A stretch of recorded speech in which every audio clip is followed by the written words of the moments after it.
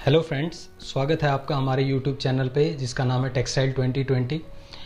इस चैनल पे आपको नए नए टेक्सटाइल के टॉपिक के वीडियो मिलेंगे। अगर आपने ये चैनल सब्सक्राइब नहीं किया है तो प्लीज़ इसे सब्सक्राइब कर लीजिए और बेल आइकन को दबा दीजिए ताकि जैसे ही नया वीडियो अपलोड हो आपको उसका नोटिफिकेशन मिल जाए।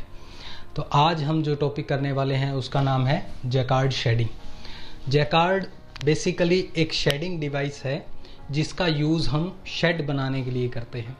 शेडिंग क्या होता है ये आप हमारे प्राइमरी मोशन के वीडियो में देख सकते हैं।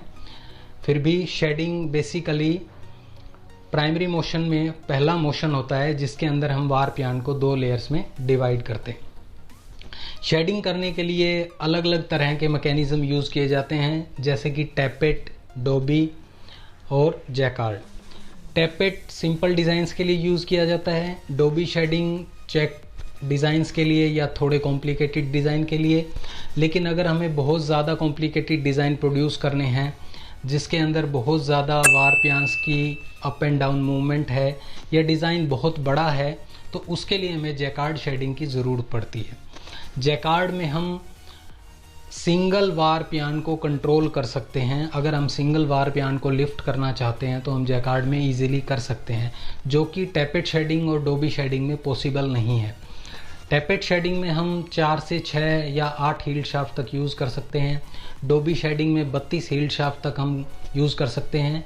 लेकिन जैकार्ड शेडिंग में हम हील्ड शाफ्ट का यूज़ नहीं करते, उसमें हम सिंगल यार्न को कंट्रोल करते हैं इस मैकेनिज्म की हेल्प से, हुक और नीडल की हेल्प से। तो जितने भी बड़े बड़े डिज़ाइन हम देखते हैं कारपेट्स में, बेड शीट्स में या कोई दूसरे कर्टेन्स में, उनमें मोस्टली जैकार्ड शेडिंग का यूज़ किया जाता है उन डिज़ाइंस को प्रोड्यूस करने के लिए। तो जैकार्ड बेसिकली एक शेडिंग डिवाइस है जिसका यूज़ बड़े डिज़ाइंस को प्रोड्यूस करने के लिए किया जाता है।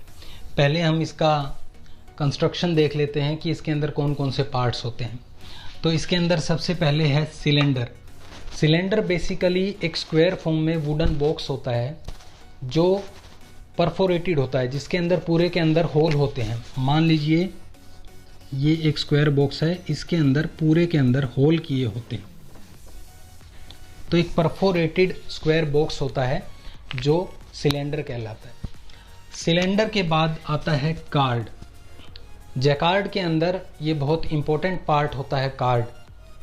कार्ड के अंदर जो भी डिज़ाइन कट किया जाता है वही डिज़ाइन हमारे फैब्रिक के ऊपर बनता है। कार्ड कट करने के लिए कार्ड कटिंग मशीन होती है इस तरह की, बिल्कुल जो शेप सिलेंडर की होती है वही सेम शेप का कार्ड लिया जाता है और उस कार्ड के अंदर कार्ड पंचिंग मशीन से कार्ड बोर्ड, गत्ते के होते हैं ये कार्ड, उसके अंदर कार्ड पंचिंग मशीन से होल्स कट किए जाते हैं जहाँ जहाँ पर हमें डिज़ाइन में ज़रूरत होती है। तो मान लीजिए ये एक कार्ड है, इसके अंदर कुछ होल्स कट किए हुए हैं। इन कार्ड्स को फिर जॉइन करके एक के साथ दूसरा कार्ड, इस प्रकार से इन कार्ड्स को आपस में जोड़ के एक कार्ड की चेन बनाई जाती है। इसे बोलते हैं पैटर्न चेन, जिसके अंदर डिज़ाइन कट किया होता है और इन कार्ड्स को जोड़ के पैटर्न चेन तैयार की जाती है। इसके अंदर उतने ही कार्ड्स होते हैं जितनी पिक्स के अंदर हमारा डिज़ाइन का एक रिपीट पूरा होता है। मान लीजिए हमारा एक डिज़ाइन का रिपीट 400 पिक्स में कंप्लीट होता है तो हमें 400 कार्ड्स कट करके एक जॉइन करने पड़ेंगे, उनकी एक चेन बनानी पड़ेगी। उस चेन को फिर कार्ड सिलेंडर के ऊपर लगा दिया जाता है इस प्रकार से, जैसे एक कार्ड ये फ्रंट में है, एक ऊपर है, एक यहाँ पर है। फिर ऐसे करते हुए ये एक पूरी ऐसे इस प्रकार से एक चेन होती है कार्ड्स की, जिसके अंदर ये कार्ड है, ऐसे कार्ड लगे होते हैं और यहाँ पर ये जैसे सिलेंडर है, ये सिलेंडर, तो सिलेंडर के ऊपर ये चेन ऐसे घूमती रहती। उसके बाद नेक्स्ट पार्ट है नीडल बोर्ड, जिसके अंदर से नीडल पास होके सिलेंडर तक पहुँचती हैं। उसके बाद नीडल बोर्ड के बाद हैं नीडल्स। नीडल्स के अंदर आप ध्यान से देखिए एक बेंट दिया हुआ है, यहाँ पर ऐसे ये बेंट दिया हुआ है। इस बेंट का काम होता है अपने कोरस्पॉन्डिंग हुक को कंट्रोल करना। ये जो दिखाई दे रहे हैं ये हुक हैं, ये हर एक बेंट में एक हुक इंगेज होता है। जैसे मान लीजिए ये नीडल का बेंट है और ये हुक है, तो ये नीडल इस हुक को कंट्रोल कर रही है इस बेंट की वजह से। तो ये नीडल हैं, 8 नीडल्स हैं और 8 ही हुक हैं। उसके बाद स्प्रिंग बॉक्स है। स्प्रिंग बॉक्स में स्प्रिंग लगा होता है जो इस नीडल के साथ अटैच होता है। नीडल जब आगे जाती है इसकी वजह से, हुक की वजह से, उसको वापस लाने के लिए स्प्रिंग बॉक्स का यूज़ किया जाता है। To bring back the needle spring box is used. उसके बाद ऊपर ग्रीफी होती है। ग्रीफी के अंदर नाइफ लगे होते हैं जो reciprocate up and down movement करते रहते हैं। ऐसे ऊपर नीचे इनकी movement, up and down movement होती रहती है नाइफ्स की। उसके बाद नीचे है ग्रेट। ग्रेट के ऊपर ये बेंट पार्ट लगा हुआ है जहाँ पे ये हुक रेस्ट कर रहे हैं। ग्रेट के नीचे फिर हार्नेस या नेक कोड भी इसे बोला जाता है। हार्नेस बहुत ही हाई स्ट्रेंथ मटेरियल का धागा होता है जो इस हुक को मेल आई के साथ कनेक्ट करने का काम करता है। ये बोर्ड छोटा था इसलिए मैंने ये बहुत छोटी सी हार्नेस इसके अंदर शो की है। वैसे लूम के ऊपर काफ़ी हाइट के ऊपर जैकार्ड लगाई जाती है और वहाँ से हार्नेस नीचे आती हैं। ऊपर से लूम के टॉप पे ये जैकार्ड माउंट की जाती है, लगाई जाती है और वहाँ से मान लीजिए यहाँ पर ये पूरा जैकार्ड का सिस्टम है, तो वहाँ से ऐसे हार्नेस कोड नीचे आती हैं और यहाँ पर नीचे लूम होती है। जो हमारा फ्लोर है उसके ऊपर यहाँ पर लूम है और यहाँ पर वार प्यान है, यहाँ ये ऐसे कनेक्टेड होती है। तो हार्नेस कनेक्ट करती है मेल आई को। मेल आई के अंदर ये आई बनी हुई है जिसके अंदर से वार प्यान को पास किया जाता है। ऐसे हर एक मेल आई के अंदर से एक वार प्यान को पास किया जाता है। उसके बाद मेल आई के नीचे लिंगो या डेड वेट जो हुक को नीचे लाने का काम करते हैं। ऊपर ले जाने के लिए नाइफ है, नीचे लाने के लिए ये डेड वेट या हुक का यूज़ किया जाता है। तो ये हमने देखा कि अलग अलग पार्ट्स, जैकार्ड के अंदर जो अलग अलग पार्ट्स होते हैं उनके बारे में हमने देखा और हर पार्ट का एक अलग फंक्शन है। जब हम इसकी अभी वर्किंग पढ़ेंगे तो अलग अलग पार्ट्स का हर एक का फंक्शन भी हम साथ में ही करेंगे। तो ये जैकार्ड की कंस्ट्रक्शन है। अब बात करते हैं वर्किंग की। जैकार्ड काम कैसे करती है। सबसे पहले हम कार्ड की पैटर्न चेन तैयार करते हैं एज पर द डिज़ाइन। कार्ड की पैटर्न चेन तैयार हो गई, उसको हमने सिलेंडर के ऊपर लगा दिया। उसके बाद मशीन को हमने चालू कर दिया। जब मशीन चालू होती है तो क्रैंक शाफ्ट के मोशन की वजह से इस सिलेंडर को मोशन मिलता है क्लॉकवाइज डायरेक्शन में। मान लीजिए ये सिलेंडर है, तो अभी मान लीजिए ये इस पोजीशन पे है 1 2 3। अभी अगर ये सिलेंडर 3 नंबर पोजीशन पे है तो एक पिक के बाद, इस पिक के बाद 3 नंबर पिक के बाद ये आगे घूम जाएगा और इसकी पोजीशन हो जाएगी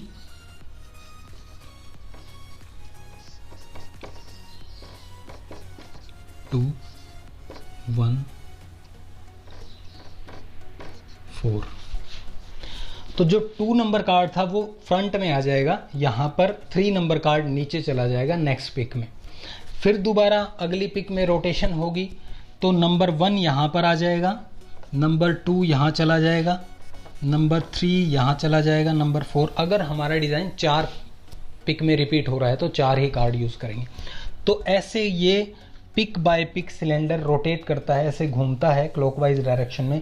हर एक पिक पे एक बार ये सिलेंडर घूमता है और कार्ड को प्रेजेंट करता है नीडल्स के सामने। ये कार्ड यहाँ पर आ गया, इसके सामने अब नीडल है। अब जब इसने कार्ड को प्रेजेंट कर दिया है तो उसके बाद सिलेंडर फॉरवर्ड एंड बैकवर्ड भी मूव करता है। ये रोटेशन, क्लॉकवाइज रोटेशन के साथ साथ सिलेंडर थोड़ा सा टू एंड फ्रो मोशन करता है। आगे आता है फिर पीछे जाता है, आगे पीछे। तो जैसे ही ये कार्ड यहाँ पर आता है सिलेंडर आगे जाता है। जब सिलेंडर आगे जाता है तो जो कार्ड है उसके अंदर हमने, मान लीजिए ये हमारा कार्ड है, इसके अंदर हमने होल्स कट किए हुए हैं। कुछ एरिया के अंदर जहाँ पे हमें होल कट करने थे डिज़ाइन के हिसाब से। तो जैसे ही सिलेंडर आगे आता है, नीडल जहाँ पर भी होल होता है नीडल उस होल के अंदर से पास हो जाती है। मैंने आपको बताया था कि ये जो सिलेंडर है ये परफोरेटेड होता है, इसके अंदर होल्स होते हैं, होल्स हैं इसके अंदर यहाँ पर। तो जैसे ही ये मान लीजिए कार्ड है, इस कार्ड में यहाँ पर होल है, फिर बीच में एक नहीं है, फिर यहाँ पर होल। तो जैसे ही सिलेंडर आगे आएगा ये नीडल इसके अंदर चली जाएगी। तो जैसे ही कार्ड सिलेंडर आगे आएगा, नीडल नंबर 1 और 2, 7 और 8 ये दोनों अंदर चली जाएंगी, क्योंकि इनके सामने कार्ड के अंदर होल है। जब ये दोनों नीडल अंदर जाएंगी तो क्या होगा, ये जो हुक्ड पार्ट है ऊपर, ये नाइफ के ऊपर एज इट इज रहता है। तो इससे क्या होगा, तो जैसे ही सिलेंडर आगे आएगा, नीडल नंबर 1, 2, 7, 8 ये दोनों कार्ड के अंदर से पास हो जाएंगी।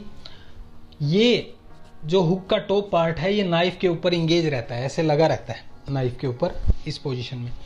तो अब क्या हुआ, नीडल अंदर चली गई और ये हुक्ड पार्ट नाइफ के ऊपर इंगेज है। अब नाइफ की मूवमेंट ऐसे ऐसे हो रही है, तो जो भी हुक नाइफ के ऊपर इंगेज है वो ऊपर, नाइफ जब ऊपर जाएगा तो उस हुक को ऊपर ले जाएगा। तो मान लीजिए ये दोनों नाइफ और ये दोनों जब ऊपर जाएंगे तो ये अपने साथ इस हुक को, इन चारों हुक को ऊपर ले जाएंगे। ये मान लीजिए नाइफ है और ये इसके ऊपर हुक इंगेज है, तो नाइफ की मूवमेंट कंटिन्यूअसली ऐसे ऐसे होती रहती। तो जो भी हुक नाइफ के ऊपर होगा वो ऊपर चला जाएगा, जो नाइफ के ऊपर नहीं होगा वो नीचे रह जाएगा। तो ये चारों जब ऊपर जाएंगे तो इनके कोरस्पॉन्डिंग जो वार्प यार्न है वो भी ऊपर उठ जाएंगे, अप हो जाएंगे। ये जो वार्प यार्न है ये अप हो जाएंगे और जो शेड है उसकी टॉप लाइन बनाएंगे। शेड की टॉप लाइन होती है, बॉटम लाइन होती है। तो जो 4 हुक ऊपर चले गए और जो 4 वार्प यार्न ऊपर हो गए, उन्होंने शेड की टॉप लाइन बना दी, और जो नीचे रह गए वो शेड की बॉटम लाइन बनाते।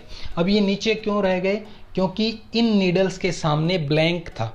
ब्लैंक होने की वजह से अब ये मान लीजिए सिलेंडर है, अगर इसके सामने होल है तो ये ऐसे नीडल अपनी पोजीशन में है, सिलेंडर आगे आया, ऐसे हो गया, हुक इंगेज है, ऊपर चला गया। लेकिन अगर ब्लैंक है, हुक नीडल के सामने होल नहीं है, तो जब सिलेंडर आगे आएगा तो नीडल को पीछे पुश करेगा, नीडल को पीछे की तरफ पुश करेगा। जब नीडल को पीछे की तरफ पुश करेगा तो जो नाइफ के ऊपर इंगेज रहता है हुक, वो नाइफ से दूर हो जाता है। आपको आ रही बात समझ में? ये नाइफ से इंगेज रहता है हमेशा, लेकिन नीडल को पुश किया तो ये दूर हो गया नाइफ से। अब नाइफ खाली ऊपर जाएगा, ये अपने साथ हुक को ऊपर नहीं ले जा पाएगा। तो इसलिए जहां पर भी ब्लैंक होगा नीडल पीछे बैकवर्ड पुश होगी, जिसकी वजह से वो हुक को डिसएंगेज कर देगी नाइफ से, और वो हुक नीचे रह जाएगा, या डेड वेट की वजह से वो हुक नीचे रहेगा और ये हुक ऊपर चले जाएंगे नाइफ की अपवर्ड मूवमेंट की वजह से। तो जो ऊपर गए उन्होंने टॉप लाइन बनाई और जो नीचे रह गए उन्होंने बॉटम लाइन बनाई, जिसकी वजह से शेड फॉर्मेशन होती है। जब जैकार्ड स्टार्ट होती है तो सभी यार्न एक लाइन में होते हैं, लेकिन जब 4 हुक ऊपर चले गए तो 4 यार्न ऊपर चले गए और 4 यार्न नीचे आ गए, जिससे शेड की फॉर्मेशन होती। जैसे ही शेड बनता है, शेडिंग होगी, जैकार्ड ने अपना काम पूरा कर दिया। शटल इसके अंदर से वेफ्ट यार्न को पास करेगी, या कोई अगर हम दूसरा मैकेनिज्म यूज़ कर रहे हैं तो वो मैकेनिज्म से वेफ्ट यार्न पास होगा और इंटरलेसमेंट हो जाएगी। तो आपने देखा कि कैसे हुक वार्प यार्न को कंट्रोल कर रहे हैं।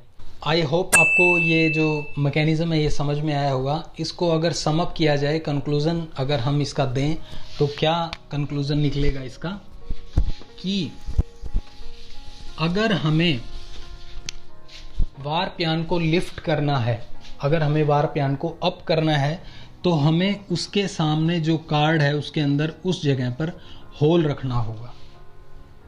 अगर होल है नीडल के सामने तो वो नीडल वार्प यार्न को अप करेगी। अगर ब्लैंक है, होल नहीं है, ब्लैंक है, तो वो नीडल वार्प यार्न को डाउन रखेगी।